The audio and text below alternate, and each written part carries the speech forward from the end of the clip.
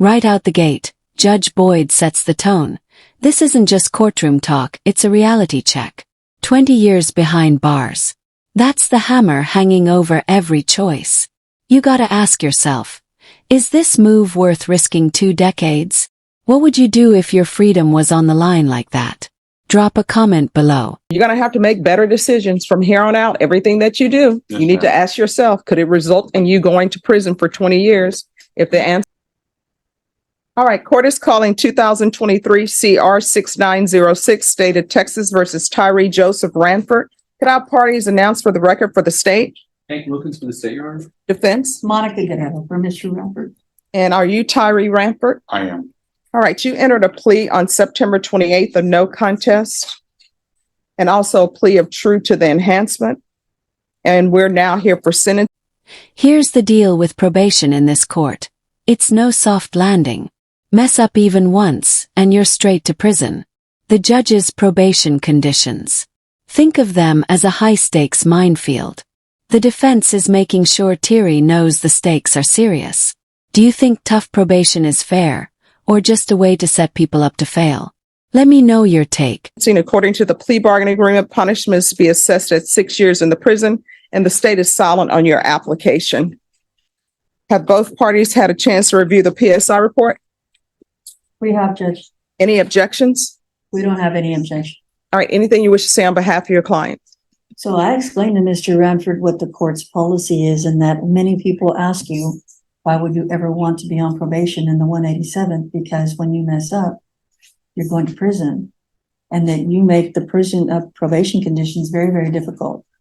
I've explained all that to him, and I told him that you don't play around, that he will be drug tested, that he will be checked throughout this thing if you give him the privilege of having probation. He said he understood that, and he wanted to still apply. He also wrote a letter to you that he would like for you to consider to read. He thinks he would be a good candidate for probation because he's already getting too old to be messing around anymore, and he doesn't want to end his life having chronic back pain and trying to treat it himself. I don't know if you wanted him to. This is a pivotal moment. The judge is literally giving Thierry a choice. Get serious help or do time. Deferred adjudication is a lifeline, but it comes with strings attached. Slip up and boom, full punishment hits. It's like walking a tightrope with a 20-year pit below. Would you risk deferred adjudication if you were in his shoes? Read it to you, or if you want me to tender it to the court? If there's no objection. No objection, Your Honor. All right, and if I could see the letter.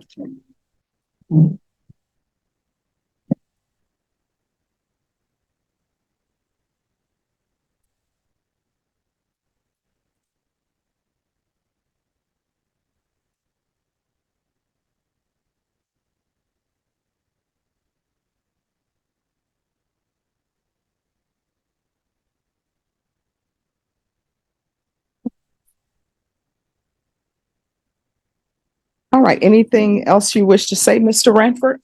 Well, no, ma'am. All right, so sometimes I can give people choices, sometimes I cannot give them choices. It's obvious to the court that you have a drug issue, right? So if you want help for your drug issue, the court will give you help for your drug issue. Or if you would like, what I can do is I will sentence you to 3 years in the prison. Which would you prefer? Okay. There's an application for deferred adjudication. So application for deferred adjudication, if you are unsuccessful, then the full range of punishment will be open to the court, which is up to 20 years in the prison. You understand? Yes, ma'am. All right, I'm going to sentence you to 8 years deferred adjudication. There's to be regular reporting by Zoom or in person. There's to be the UA hotline.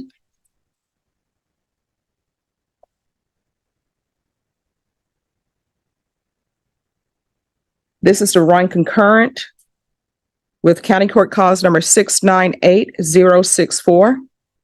Taking consideration 707108, night mag numbers 709. Look at all these conditions. No contact with minors, strict employment restrictions, hundreds of community service hours. It's a blueprint for turning your life around or a checklist for failure. Plus, probation officers will be watching close. What do you think? Are these rules realistic or just setting someone up for stress? 145-722-670, grand jury number 804578, proof of employment within 30 days of release, no employment as a home health care provider or with minors. There's to be no unsupervised contact with minors. 200 hours of community service restitution. Do you have any children? No, Your Honor. Will you be living with someone if you're released? This is a legal game changer. By accepting this plea deal, Thierry's given up his right to appeal. It means no second chances through the court system if things go south. It's a reminder how plea bargains can lock you in tight, often trading the hope of a fight for a sure but limited deal. How do you feel about plea deals limiting appeals? Fair or risky? Yes, Your Honor. And who would you be living with? My father.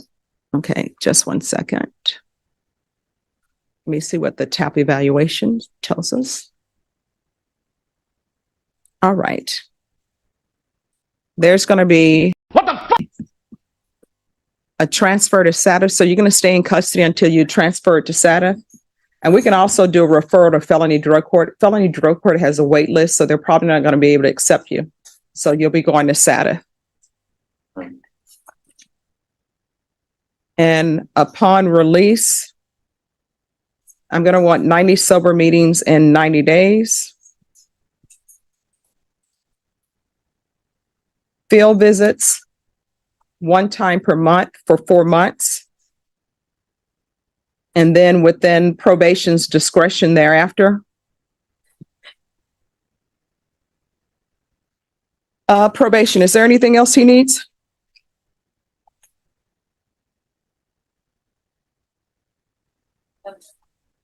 All right, is there anything else you need from the court to be successful? No, Your Honor. All right, I'm going to show you what's entitled Trial Court Certification of Defendant's Rights to Appeal. Did you review that document with your attorney? Did you understand it and did you sign it? Yes, Your Honor.